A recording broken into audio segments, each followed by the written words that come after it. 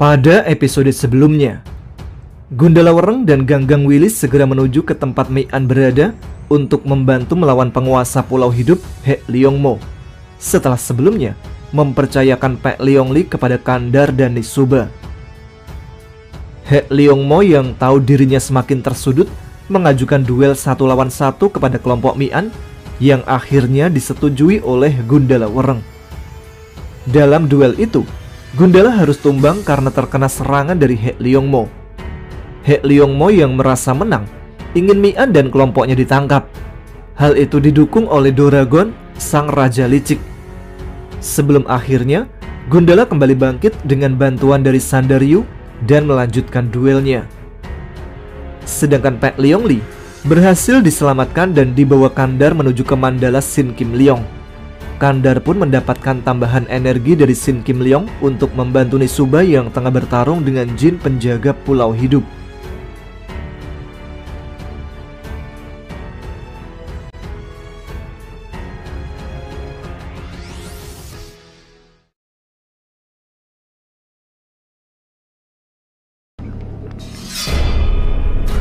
Assalamualaikum warahmatullahi wabarakatuh. Jumpa lagi dengan saya Tama dalam Ada Apa Gerangan. Bagaimana kabar kalian? Semoga selalu diberikan kesehatan dan juga rezeki yang cukup. Oke, kita lanjutkan cerita Rahayu. Yang sudah penasaran kelanjutannya? Langsung saja teman-teman Ada Apa Gerangan, ceritanya mulai dari sini.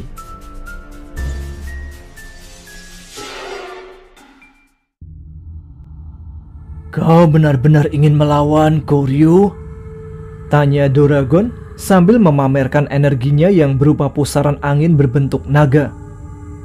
Jika memang harus, kenapa tidak? Jawab Sandaryu yang mengeluarkan energi berbentuk naga petir untuk menandingi naga angin Doragon. Doragon mulai berhitung untung dan ruginya bertarung melawan Sandaryu. Lain kali saja, Ryu. Lebih baik kita menikmati pertarungan mereka saja, ujar Doragon. Sudah kuduga kau akan mengatakan itu, Ragon, balas Sandaryu. He Liongmo merasakan energi Gundala Wereng mulai menekan energi perisai zirah sisi emas. Sambil menatap Mian dan yang lain, iblis naga hitam itu sadar. Kali ini ia sulit untuk bisa melarikan diri. Nyawanya benar-benar di ujung tanduk. Namun He Liongmo tidak sudi mati sendirian. Ia bertekad membawa Gundala Wereng ikut tewas bersamanya. He Liongmo menyatukan seluruh sisa energinya. Lalu dengan cepat ia melompat maju menyerang Gundala untuk terakhir kalinya. Tidak satupun yang menduga jin selicik He Liongmo akan berani melakukan hal tersebut, termasuk Gundala. Karena itulah ia tidak sempat menghindar, apalagi serangan itu datang begitu cepat. Benturan energi pun terjadi. Kuatnya efek benturan membuat dinding penghalang yang dipasang Mian, Chandrasa, Condromowo dan yang lain hancur berantakan. Kaladite, Kalanada, serta Ganggang Wilis bahkan sampai terlempar akibat terhantam energi liar. Setelah suasana kembali tenang, Mian bergegas mencari Gundala Wereng dan He Liongmo. Tidak lama kemudian, Chandrasa, Condromowo, Kandar, Ganggang Wilis, Kaladite dan Kalanada juga ikut mencari. Namun, baik Gundala maupun He Liongmo tidak bisa ditemukan. Mian berusaha melacak energi Gundala, tapi sia-sia. Detik itu juga, Mian mulai dihinggapi perasaan gelisah. Hal yang sama juga dirasakan Ganggang Wilis. Ketika ia tidak bisa mendeteksi energi Gundala Wereng, gadis itu pun kembali menangis. Di saat yang sama, Pulau Hidup pelan-pelan hancur. Jin-jin tawanan yang masih hidup berebut membebaskan diri ketika energi yang mengikat mereka lenyap. Para jin itu tahu jika He Liongmo telah tewas, sebab hanya dengan cara itulah mantra pengikat mereka akan kehilangan kekuatannya. Tanpa pamit, Doragon dan Sandaryu pergi meninggalkan tempat itu dan kembali ke mandalanya masing-masing. Sedangkan Mian dan yang lain tetap di sana untuk melakukan pencarian. Tidak lama kemudian, jin-jin bekas tawanan Pulau Hidup yang merasa berhutang budi dengan kelompok Mian berdatangan. Mereka lalu membantu melakukan pencarian Gundala Wereng. Sementara itu, situasi di Mandala Nagaraja dan Gali Segaran semakin membara. Pasukan sekutu mereka berdatangan di kedua mandala tersebut. Sementara di perbatasan, jumlah pasukan penjaga juga semakin banyak. Tidak hanya Mandala Nagaraja, Gali Segaran, serta sekutunya yang bergejolak. Mandala-mandala lain di Laut Selatan dan sekitarnya juga ikut meningkatkan kewaspadaannya masing-masing. Sebab, sekecil apapun perang, efeknya akan dirasakan juga oleh yang lain. Apalagi Nagaraja dan Gali Segaran adalah mandala berkekuatan besar. Dampak perang mereka juga akan mengerikan. Semua pergerakan Nagaraja dan Gali Segaran juga dipantau oleh Istana Laut Selatan. Sang Ratu sadar, dengan lenyapnya Prabajala, perang hampir pasti akan terjadi. Sebagai penguasa wilayah, Istana Laut Selatan harus memastikan api peperangan tidak menyebar ke mandala-mandala di luar Nagaraja, Gali Segaran dan sekutunya. Meski dengan tujuan berbeda, Nagaraja dan Ki Gali Segaran tetap melakukan pencarian Prabajala. Pasukan-pasukan pencari dikirim ke berbagai lokasi untuk menemukan keberadaan Prabajala dan Sekar Karang. Tidak jarang pasukan pencari bertemu dengan pasukan Ki Gali Segaran. Pertemuan itu biasanya berakhir dengan pertempuran. Nagaraja akhirnya mendapatkan informasi jika Panembahan Supit masih hidup. Ia yakin Prabajala pasti sedang bersama kakeknya itu. Nagaraja pun segera mengutus Empu Singawisa untuk pergi ke Segara Anakan dengan membawa pasukan pilihan. "Bunuh semuanya, Singawisa, biar aku bisa tidur nyenyak," perintah Nagaraja. "Hamba menerima perintah yang mulia," jawab Empu Singawisa. Namun tidak hanya Nagaraja, Ki Gali Segaran juga mengetahuinya. Ia segera menyiapkan pasukan untuk bergerak ke Padepokan Supit. Taligeni, Romo Galih Noto, dan Ki Mayangkara bahkan telah berangkat lebih dulu untuk mencari tahu kebenaran informasi tersebut. Menemukan Padepokan Supit bukanlah hal yang mudah. Tempat itu dilindungi dengan mantra penghalang, penyamar, dan penyesat. Setelah menghabiskan banyak waktu, Romo Galih Noto, Taligeni, dan Ki Mayangkara akhirnya bisa memasuki Padepokan Supit. Akan tetapi, tempat itu ternyata telah tidak berpenghuni. Untuk meyakinkan diri, Ki Mayangkara, Taligeni, dan Romo Galih Noto menyisir seluruh padepokan. Setelah memastikan tempat itu benar-benar kosong, ketiganya memutuskan kembali ke Gali Segaran dan melaporkan hal tersebut kepada Ki Gali Segoro. Saat akan meninggalkan tempat itu, Empu Singawisa tiba-tiba muncul. Empu Singawisa langsung memerintahkan pasukannya untuk mengepung Taligeni, Romo Galih Noto, dan Ki Mayangkara. "Cepat serahkan Prabajala, bangsat!" seru Empu Singawisa. "Andai pun tahu, aku tidak akan mengatakannya," ujar Taligeni. "Katakan saja tidak apa-apa, Taligeni, tapi tentu saja setelah dia mati," sahut Ki Mayangkara yang dijawab dengan tawa oleh Taligeni. Empu Singawisa pun murka. Ia segera meminta pasukannya menyerang. Pertempuran pun pecah. Menang jumlah, Empu Singawisa percaya pasti mampu membunuh ketiga lawannya. Dari tempat persembunyiannya, Panembahan Supit dan Sekar Karang mengamati jalannya pertempuran. Ketika jin yang ditugaskan menjaga padepokan melaporkan adanya penyusup, Sekar Karang dan Panembahan Supit langsung berangkat untuk mencari tahu siapa yang datang. Setelah tahu yang memasuki padepokan adalah Taligeni, Ki Mayangkara, dan Romo Galih Noto, keduanya bermaksud menemui mereka, lalu membawa mereka ke tempat persembunyian yang baru. Akan tetapi, kemunculan Empu Singawisa membuat Panembahan Supit serta Sekar Karang terpaksa membatalkan rencana dan segera meninggalkan tempat itu.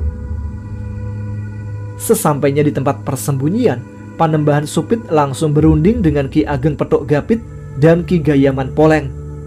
Sedangkan Sekar Karang memeriksa Prabajala yang kini tidak berdaya akibat terhantam energinya sendiri, serta energi Galih Wisa yang kembali menyebar setelah Prabajala tidak bisa mengendalikan energinya. Sekar Karang menatap Prabajala yang terbaring sambil memejamkan mata.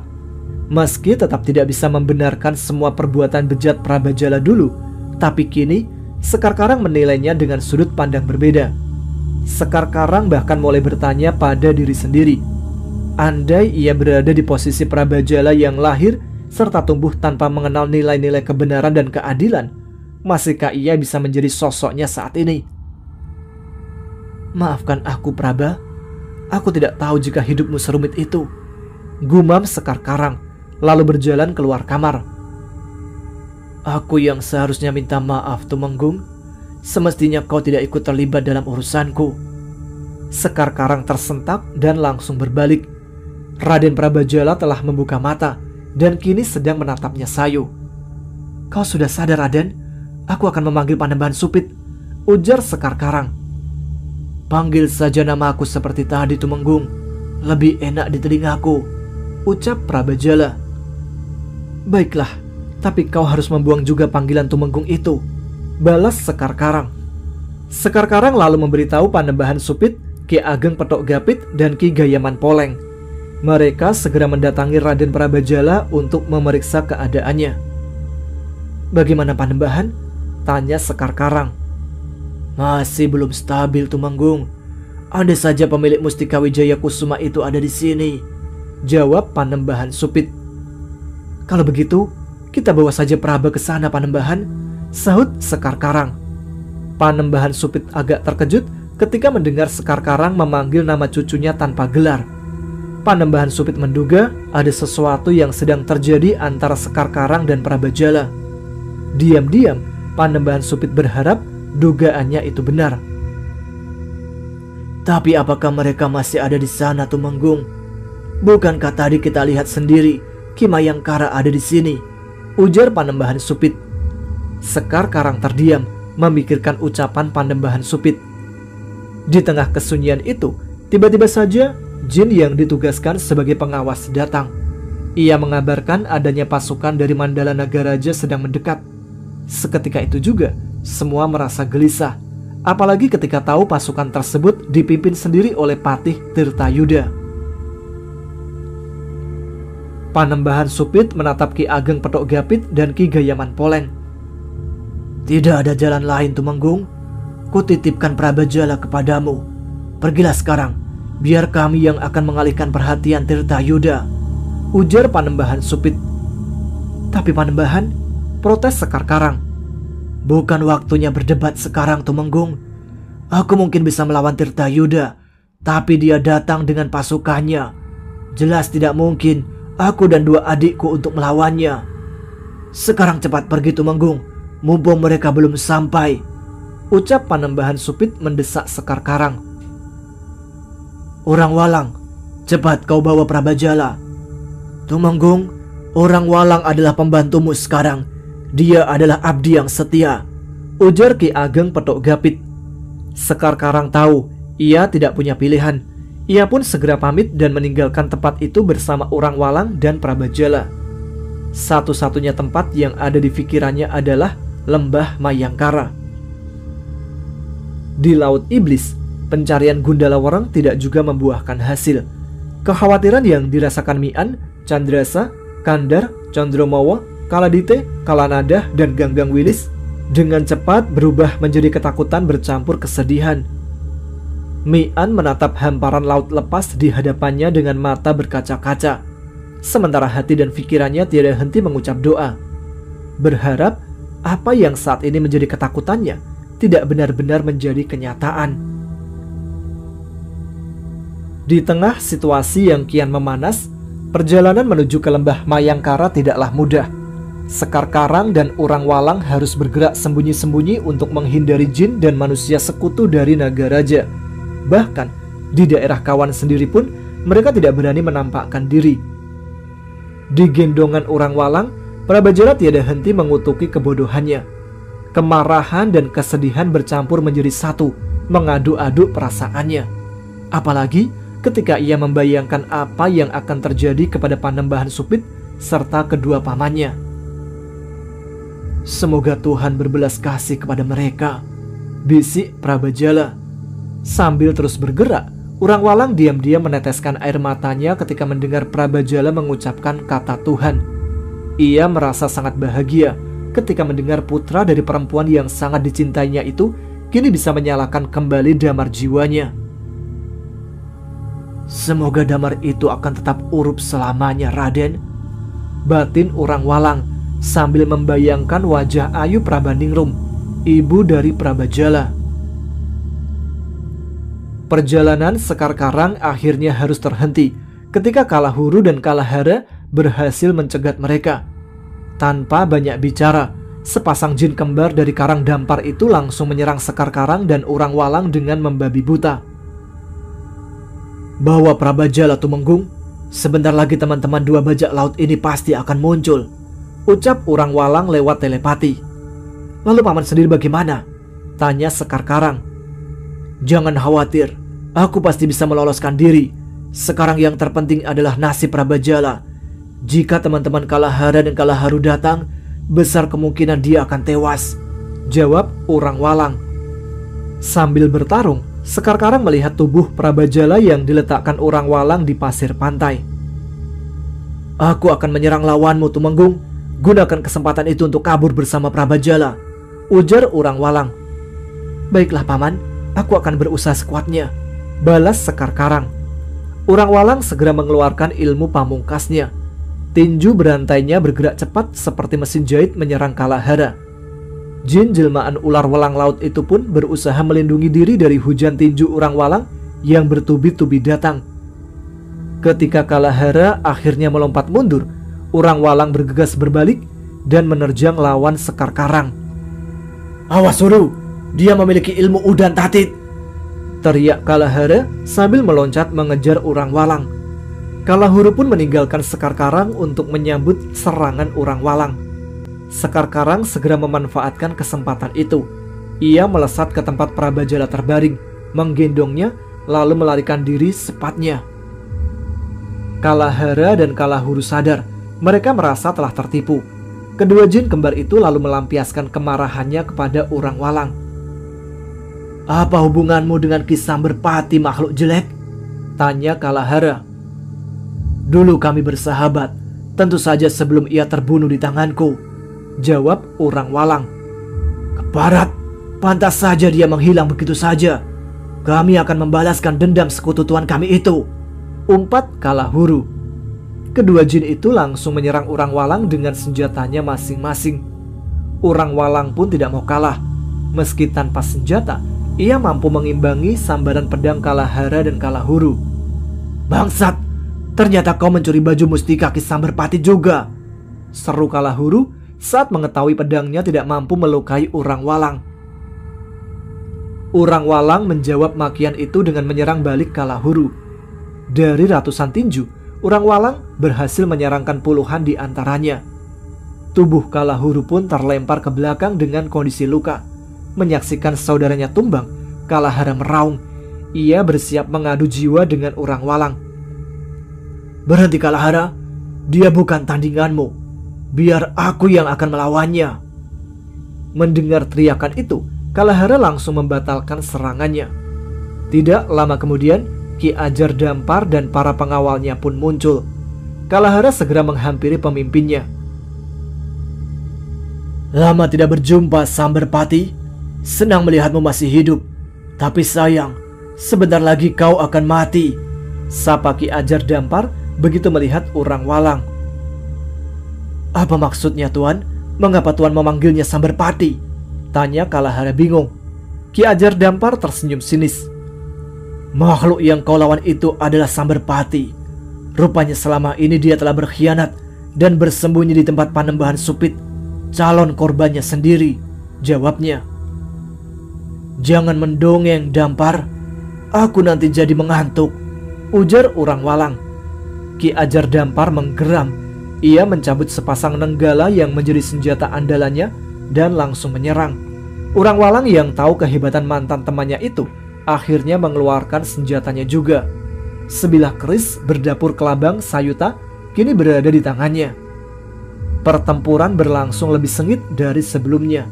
Dengan senjata, jurus-jurus Urang Walang menjadi lebih mematikan. Setelah bertarung lama, Ki Ajar Dampar pun harus mengakui kemampuan Urang Walang berada di atas kemampuannya. Jin itu lalu memberi isyarat kepada para pembantunya untuk ikut menyerang. Kalahara dan yang lain segera mengepung Urang Walang. "Ternyata kau masih saja pengecut, Dampar," ejek Urang Walang. "Dalam urusan kekuasaan, hasil selalu membenarkan cara, Pati. Kau pasti tahu itu," balas Ki Ajar Dampar. Urang Walang tersenyum. "Aku sudah tidak menganutnya lagi, Dampar. Hasilku serahkan kepada kersaning Gusti.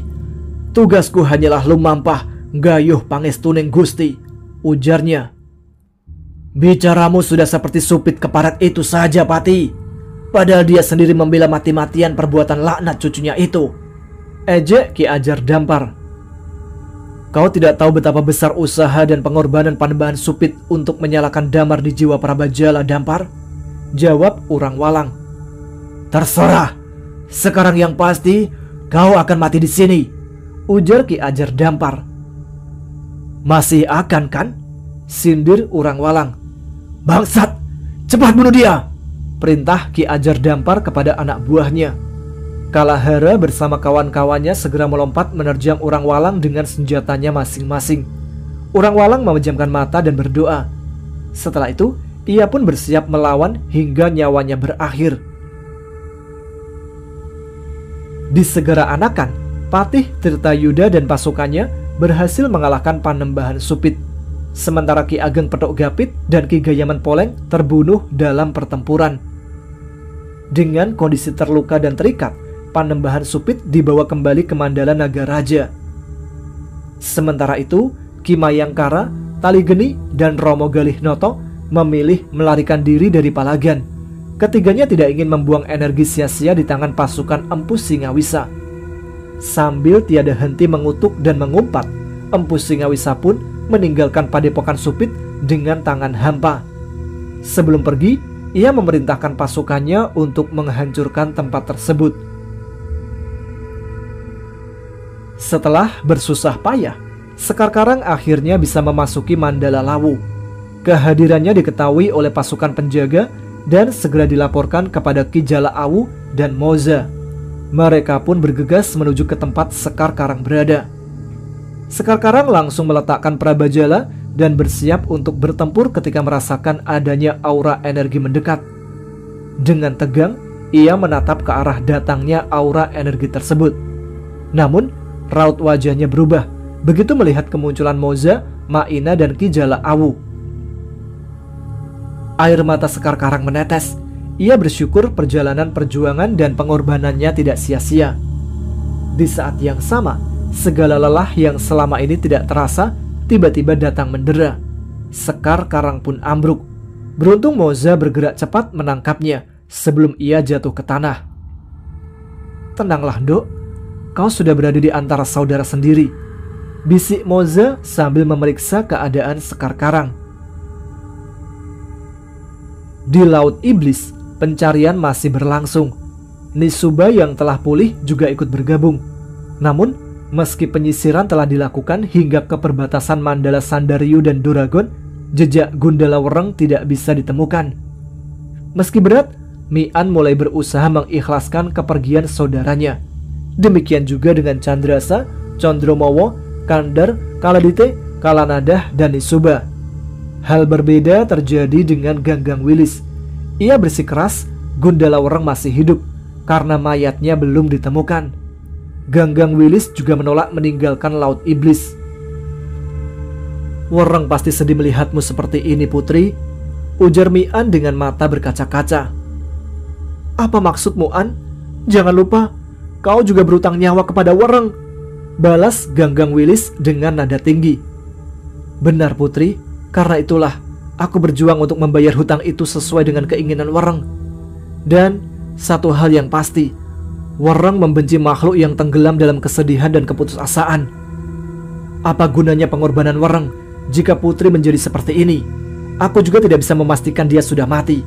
Dalam hati aku masih terus berdoa dan berharap Wereng masih hidup. Candrasa, Condromowo, dan yang lain juga demikian. Tapi mari kita sama-sama menggunakan nalar, Putri. Saat ini tidak hanya Gundala Wereng yang membutuhkan kehadiran kita. Mandala Gali Segaran juga sedang menunggu kedatangan Putri. Ribuan nyawa sedang dipertaruhkan di sana." "Tapi An, Gundala," ujar Ganggang Wilis lalu menangis. Untuk meredakan situasi, Nisuba mengajak mereka semua ke Mandala Sin Kim Leong. Mi-an dan yang lain setuju. Mereka lalu bersama-sama pergi ke sana. Begitu sampai, Pak Leong Li langsung berlari dan memeluk Ganggang Willis sambil menangis. Setelah emosi Ganggang Willis agak tenang, barulah Mi-an mendiskusikan langkah-langkah selanjutnya. Ganggang Willis akhirnya bisa menerima keputusan Mi-an untuk kembali ke Nusantara agar bisa membantu Ki Galis Segoro. Setelah urusan di Laut Selatan selesai, mereka akan kembali untuk melanjutkan pencarian Gundala Wereng. Selama Mi-an pergi, Sin Kim Leong berjanji akan melanjutkan pencarian. Karena itulah, Kandar, Kaladite, dan Kalanadah tetap tinggal di sana bersama Nisuba.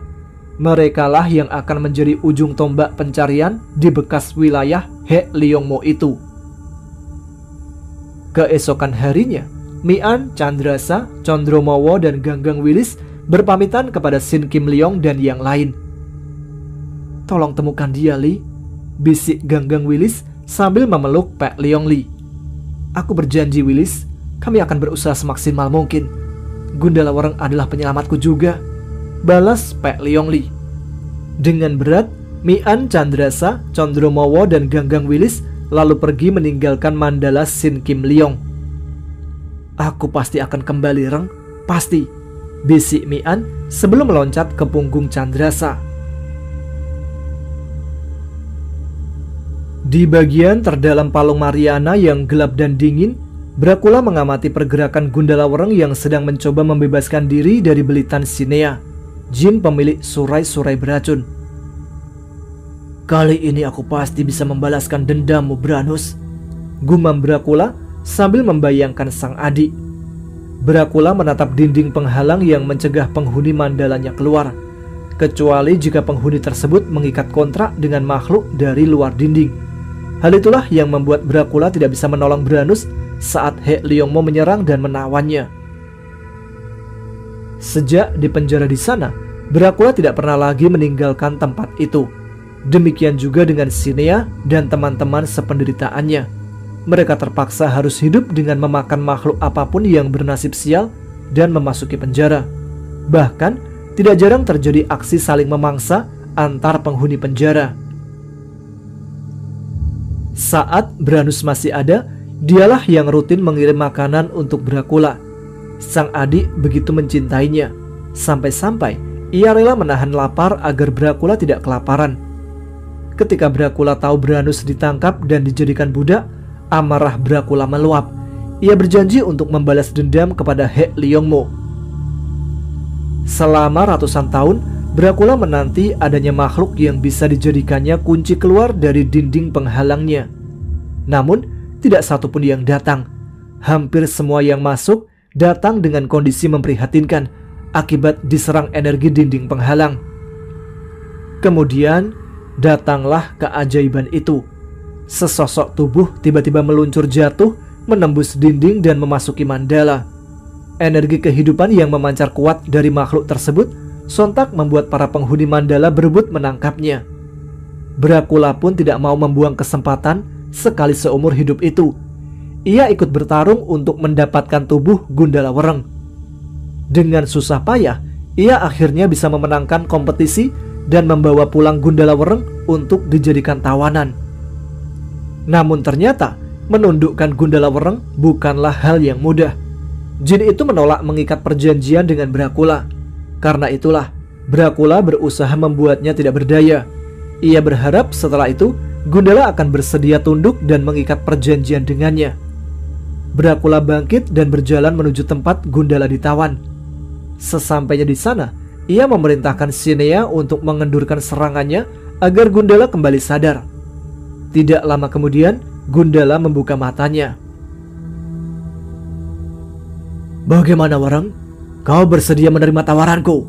tanya Dracula. "Aku tidak ingin menjadi budak siapapun, Kula. Lebih baik mati daripada harus menjadi budakmu," jawab Gundala. "Apa bedanya dengan sekarang? Toh kau juga sama saja dengan budak, kan? Tidak berdaya dan hanya menunggu waktu sebelum matiku mangsa," bantah Dracula. Gundala tertawa, lalu berkata, "Hanya tubuhku yang tidak berdaya, Kula.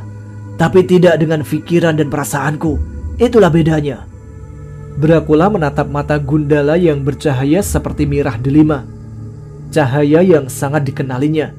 Dracula pun tahu tawanannya itu tidak akan bisa ditundukkan dengan kekerasan. Lepaskan dia, Sinea, perintah Dracula kepada jin penyiksa Gundala. Tapi Tuan, protes Sinea. Turuti perintahku, Nea. Tidak bisakah kau lihat cahaya matanya? Cahaya serupa itu pula lah yang mengantarkan kita terkurung di sini, kan? Ujar Dracula. Lalu kembali menatap Gundala. Aku akan melepaskanmu, Wereng. Mari kita bicara sebagai sesama ksatria. Aku setuju. Lepaskan aku dan mari kita bertarung sampai mati, jawab Gundala. Berbicara, Wereng, bukan bertarung, balas Dracula. Baiklah, ayo kita bicara.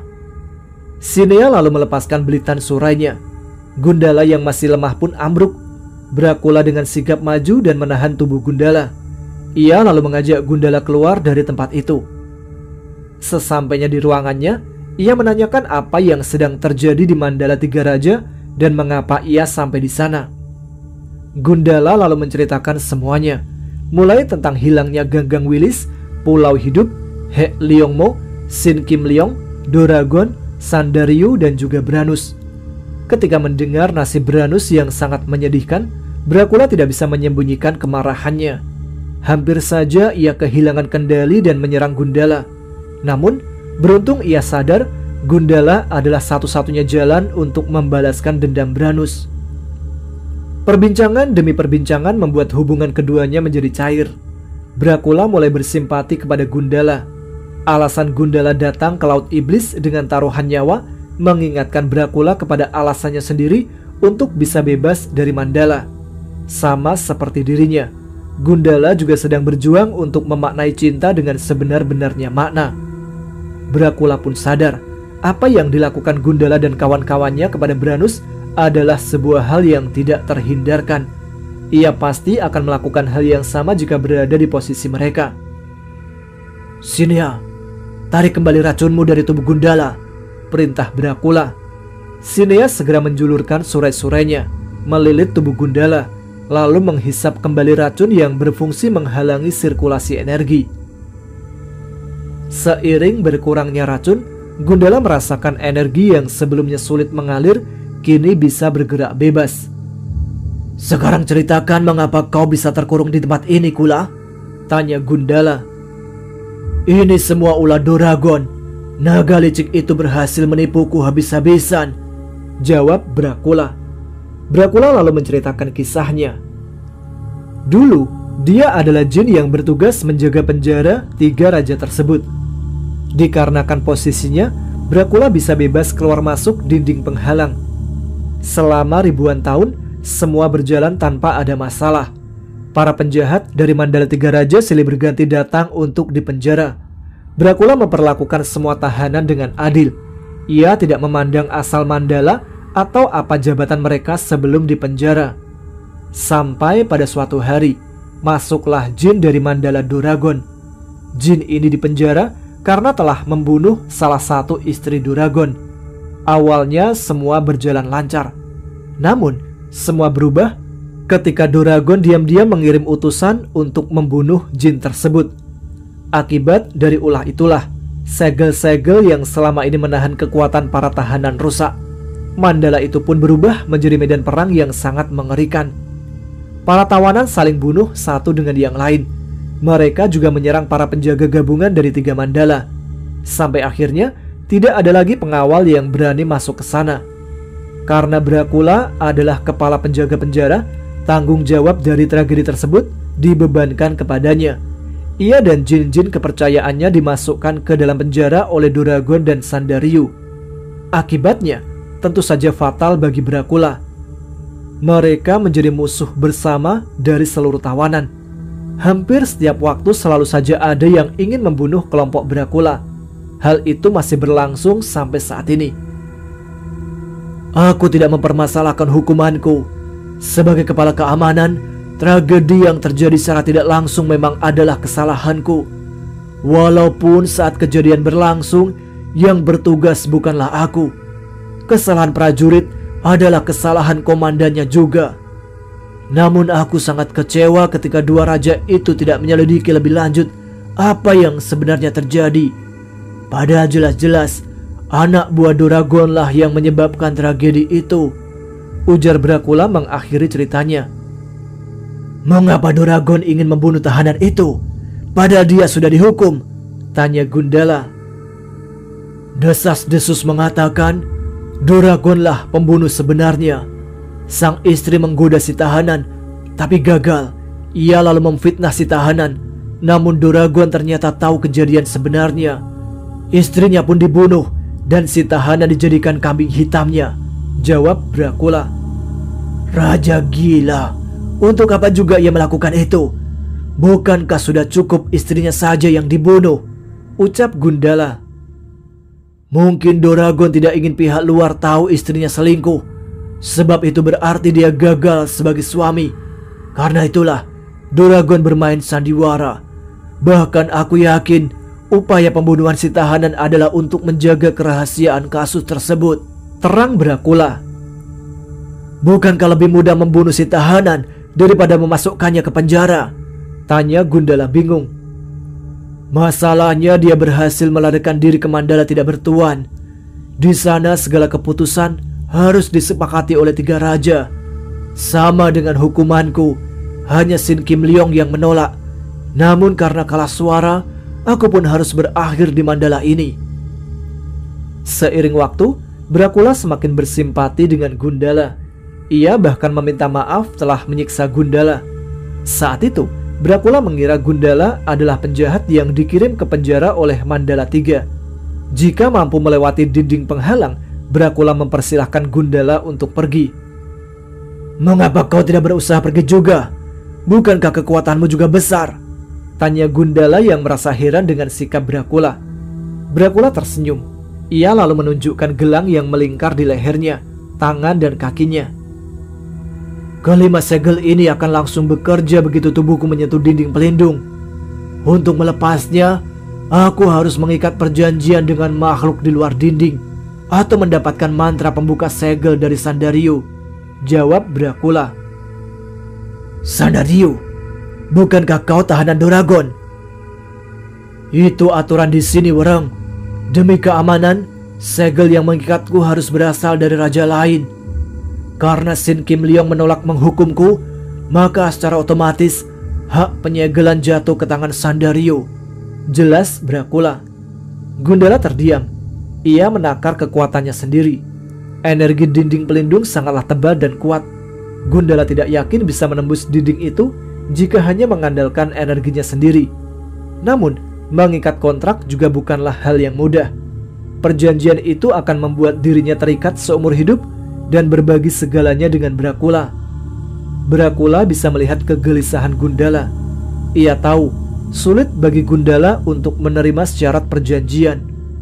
Apalagi alasan Gundala datang adalah untuk menyelamatkan gadis yang dicintainya. Jika Gundala terikat perjanjian, maka impiannya hidup bersama Ganggang Willis pasti akan musnah. Dracula pun merenung, memikirkan semua yang terjadi dalam hidupnya. Hari-hari penuh kegelapan dan kekhawatiran, pemburuan mangsa, Branus, serta sisa anak buahnya yang dengan setia tetap berjuang bersamanya tanpa tanya. Jika aku keluar sendirian, bagaimana dengan mereka? Batin Dracula sambil melihat Sinea. Detik itu juga, Dracula merasa keputusan untuk mengikat kontrak dengan Gundala adalah hal yang sangat egois. Cintanya kepada sang adik dan kebebasan tidak seharusnya mengorbankan cinta serta kemerdekaan pihak lain. Apalagi jika harus mengkhianati pengorbanan anak buah yang sudah dianggapnya sebagai saudara sendiri. Dracula pun memutuskan untuk membantu Gundala keluar dari tempat itu tanpa syarat. Aku bersedia mengikat kontrak, ucap Gundala tiba-tiba. Dracula tertegun. Ia tidak menyangka Gundala akan mengatakan itu. Apa alasanmu, Wereng? Kau akan kehilangan banyak hal akibat perjanjian itu, termasuk Ganggang Willis. Tetap di sini pun aku tetap akan kehilangan Ganggang Willis. Namun jika bisa keluar, setidaknya aku tetap bisa berjuang menyebarkan kebaikan dan menegakkan keadilan. Hal itu jelas lebih baik daripada hanya menunggu maut di sini. Soal Ganggang Willis, sudah cukup bagiku bisa merasakan cinta dan dicintai. Masalah yang lain tidak lagi penting. Mungkin Tuhan memang tidak menciptakan Ganggang Willis sebagai jodohku, jawab Gundala Wereng. Jawaban Gundala Wereng membuat Dracula semakin malu dengan dirinya sendiri. Keputusannya untuk membantu Gundala pun semakin bulat. Aku tidak ingin lagi mengikat perjanjian denganmu, Reng. Lupakanlah, ucap Dracula. Raut wajah Gundala langsung berubah. Bayangan menghabiskan hidup sia-sia di tempat yang sunyi dan gelap itu membuatnya gelisah. Aku akan memberikan energiku kepadamu, Wereng. Gunakan itu untuk keluar dari tempat terkutuk ini. Tapi Tuan, protes Sinea. Dracula tersenyum. Jika aku keluar, bagaimana dengan kalian? Lagi pula aku belum tentu mampu mengalahkan Doragon dan Sandario. Sudahlah, lebih baik gunakan energiku untuk membantu Gundala. Toh setelah aku pikir-pikir, seharusnya aku berterima kasih kepada Gundala dan kelompoknya karena telah membebaskan Branus dari siksaan Hek Leongmo, ujar Dracula menjelaskan alasannya kepada Sinea. Gundala awalnya tidak mau menerima energi Dracula, akan tetapi jin gurita raksasa itu memaksa. Gundala pun akhirnya bersedia menerimanya. Setelah urusan di Mandalaku selesai dan belum mati, aku akan kembali ke sini untuk mengembalikan energimu, Kula. Aku berjanji, ucap Wereng setelah Dracula selesai menyalurkan energinya. Tidak perlu, Wereng. Energi itu tidak bermanfaat di sini. Kau gunakan saja untuk membasmi jin-jin jahat seperti Hek Leongmo, balas Dracula. Gundala memeluk Dracula erat. Jaga dirimu baik-baik, Kula, dan terima kasih, bisiknya. Tetaplah hidup, Wereng, agar makhluk-makhluk keji dan licik seperti Hek Leongmo, Doragon, dan yang lain tidak bisa tidur nyenyak, balas Dracula. Setelah itu, Gundala langsung melesat ke atas untuk membebaskan diri. Energi dinding penghalang langsung menyerang begitu menyentuh tubuhnya. Gundala pun berjuang melawannya sekuat tenaga agar mampu bertahan hingga lapisan terakhir.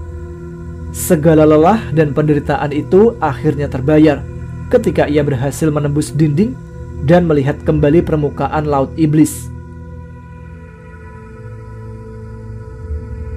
Baiklah, sampai di sini dulu cerita Rahayu kali ini. Kita lanjut besok sore lagi ya. Ingat, malam nanti ada Radio Horor Indonesia. Aktifkan notifikasinya biar tidak ketinggalan. Terima kasih kepada teman-teman sekalian yang selalu menyimak episode Ada Apa Gerangan.